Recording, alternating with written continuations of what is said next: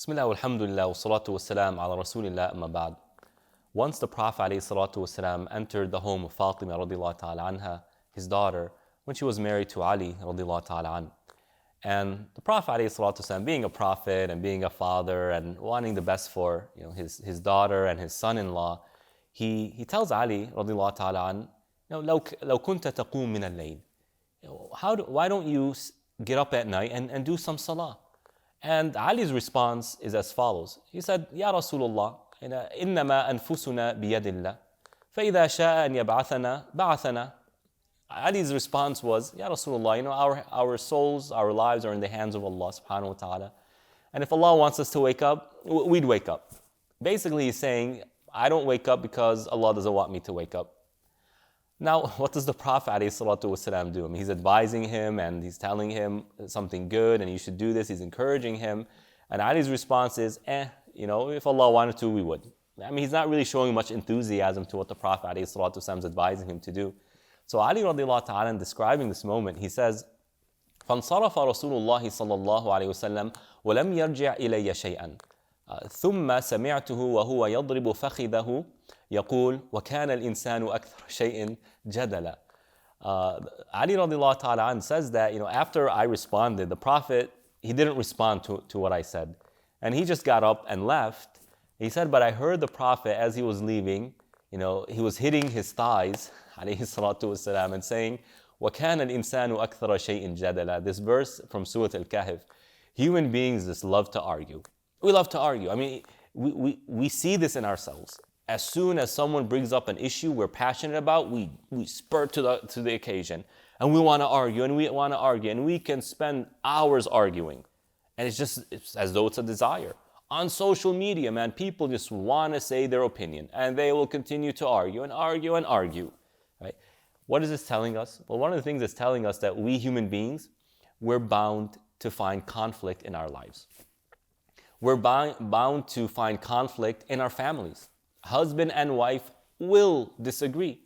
If Aisha radiallahu ta'ala anha would disagree with the Prophet alayhi salatu wasalam. The Prophet was a family man. He's the best husband. He's the best father. Yet, there were times where arguments occurred. Disagreements happened. There were times when the Prophet's wives alayhi salatu wasalam would do things to annoy him. They would, he had multiple wives, so some wives made teams with each other and they would attack each other and they would try to put the Prophet in the middle so that they win, their side is the winner. And this would annoy the Prophet ﷺ. Yet, he's always teaching us how to manage conflict. One example, the Prophet ﷺ went to the masjid to do i'tikaf. He just wants to sit in the masjid and do ibadah. It was the last 10 nights of Ramadan. But his wives want to be with him. And so one of his wives goes out to the masjid and starts doing i'tikaf with the Prophet ﷺ. Another one of his wives sees this and she gets jealous and she goes out and wants to do i'tikaf. And one by one, all of his wives are coming out and now they're disturbing the Prophet ﷺ. The point of i'tikaf is just to focus on Allah. And his wives are coming and they're messing this up for him. And when is it? It's the last 10 nights. What does the Prophet ﷺ do? Does he start shouting at them? Does he start humiliating them with words? Does he put them down? Absolutely not. What does he do? He gets up, goes back home. That's it. Doesn't say anything. He just goes home. And then slowly but surely all of his wives go back to his home. He resolved the conflict. And then he made up those 10 nights of i'tikaf sometime else during the year. Look how beautiful that conflict resolution was, alayhi salam. And so if conflict is going to be part of our families, husband and wife will disagree, parents and kids will disagree, they won't see eye to eye, especially in those dreaded teenage years. It's going to happen. Might as well teach ourselves how to manage conflict. The first thing that we must do, dear brothers and sisters, is to accept the principle that conflict is best resolved in conversation. Having a conversation best resolves conflict. There are many reasons for that. Conversation is meant to be relaxed, cool, right? You're in a cool state of emotions. You're not riled up. You're not angry. Anger leads to shouting. Shouting leads to making the other person feel bad about themselves, and then they will retaliate. But conversation is a back and forth. And when it's conversation, it's not one person trying to overpower the other one, but rather the point of conversation is to first, express your point of view to your spouse. And then second, or to the other person, the second one gets an opportunity to give their side of the story. Both of them feel heard. And through conversation, you will start to get closer and closer to each other until you can come to a common ground. And this is what Allah subhanahu wa ta'ala teaches us. Allah subhanahu wa ta'ala says, وَإِنِ امْرَأَةٌ خَافَتْ مِنْ بَعْلِهَا نُشُوزًا أَوْ إِعْرَاضًا فَلَا جُنَاحَ عَلَيْهِمَا أَن يُصْلِحَا بَيْنَهُمَا صُلْحًا وَالصُّلْحُ خَيْرٌ. Allah subhanahu wa ta'ala says, if a wife is afraid of how her husband is going to react to her, then there's no fault upon them if they come to terms. Well, coming to terms requires conversation. Allah subhanahu wa ta'ala says, coming to terms, reconciliation is better. That is more preferred. That is more beloved to Allah subhanahu wa ta'ala. Similarly, Allah subhanahu wa ta'ala gives advice to a man who's disappointed with the behaviors of his wife. He says, وَاللَّاتِي تَخَافُونَ نُشُوزَهُنْ فَعِظُوهُنْ. And if you are disappointed with the behaviors of your wife, then فَعِظُوهُنْ. Talk to them about it. Have a discussion over it. Conversation, it might take longer, but conversation will lead, inshallah, sooner or later to a resolution, to conflict management. With your kids, one of the reasons why teenagers become increasingly distant from their parents is because their parents continue to adopt or continue to practice the style of parenting where I tell you what to do and you have to obey. When a child reaches their teenage years, the child feels like an adult. They want to be treated like an adult. And that means having their space to say their opinions, being heard instead of just being spoken to. So when parents continue to just express their side of the story or just to continue to throw commands at their child, the child becomes distant. Man, my parents are confining me.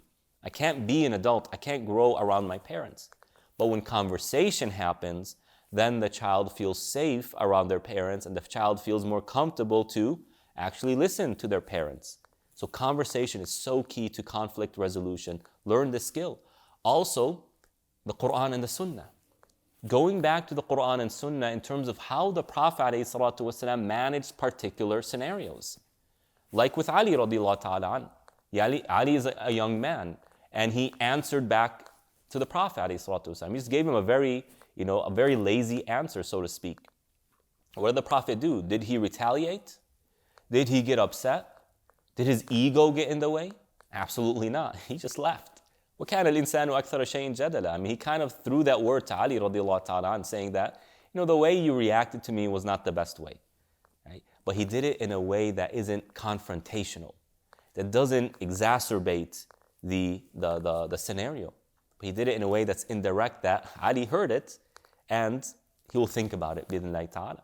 So understanding how the Quran, how the Prophet ﷺ resolves scenarios and using that when it comes to resolving our own conflict. Also, Muslims love Allah and they love His Messenger. And so they can serve as a common ground to resolve our scenarios. Husband and wife are at odds with each other. Well, let's go back to what Allah and His Messenger said and let's go ahead and take what they said. I love Allah, you love Allah. I love the Prophet, you love the Prophet. Then let's go to the ones we love to tell us what we should do. In fact, once Ali and Fatima radiallahu ta'ala anhuma were disagreeing over something, over responsibilities. Fatima felt like she was overburdened with the responsibilities that were on her shoulders. In fact, once she went to the Prophet ﷺ and said, Ya Rasulullah, please, I need a maid to help me out. And so the Prophet ﷺ, one of the ways he helps resolve this burden upon Ali and Fatima was to say, okay, let Ali radiallahu ta'ala take care of the responsibilities outside of the home. And Fatima radiallahu ta'ala anha, you take care of the responsibilities inside the home. So he just distributed the responsibilities. And from there, the problem was resolved. So what did Allah and His Messenger say? And let's go back to them for resolving our scenarios. And last but definitely not least, if you have to, involve a third party. Nothing wrong with that. If husband and wife cannot resolve their disagreement, if parents and children cannot resolve their disagreement, siblings between each other can't resolve their disagreements, invite a third party. But please, I beg you, make sure that individual is a wise and well-intending person. So often, the head of the household tends to be not the best individual, not the wisest individual. And Allah subhanahu wa ta'ala tells us, وَإِنْ خِفْتُمْ شِقَاقَ بَيْنِهِمَا فَبَعَثُوا حَكَمًا مِنْ أَهْلِهِ وَحَكَمًا مِنْ أَهْلِهَا. Allah subhanahu wa ta'ala says, if you're unable to resolve your disagreements, if you feel like the conflict is becoming more and more difficult, then let the man invite someone from his side, and let the woman invite someone from her side. And there's a really big wisdom here. Pay attention to this. When you invite a third party to try and resolve the situation, that individual needs to be trusted by both parties. A lot of times, the man will say, okay, I'm going to bring this sheikh. Why? Because that sheikh is my friend. But the wife doesn't trust that sheikh. Or she feels like, well, that sheikh is automatically going to be on your side. Or father is in disagreement with his daughter. And so he brings a sheikh that he knows is going to simply reiterate his point. Well, how is the daughter going to trust that? That's not fair.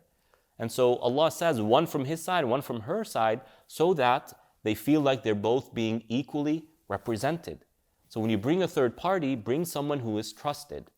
Right? And if you're unable to resolve the conflict and you want someone else to talk to the other person, find someone who that other person trusts. I get emails, people saying, can you please talk to my kids? Your kids don't know me. How can I talk to them and start saying, obey your parents, when they have no idea who I am? There's no relationship between you, me, and them. Rather, try and find an uncle, an aunt, a cousin, a friend who they trust, who can talk to them about the situation. Inshallah, I hope that provides us with some tools to resolve conflict so that we are proactive in resolving conflict instead of being a force for exacerbating it and making it worse. Wallahu al-muwaffiq. Wassalamu alaikum wa rahmatullah.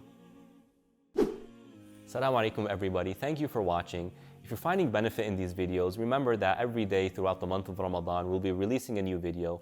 Our goal is to build a stronger family, especially in our times today when the family unit is really dissolving. It's so important for us as Muslims and to serve as a role model for all of humanity. Share these videos, like, drop a comment, and we'll see you at the next video. Bi-idhnillah.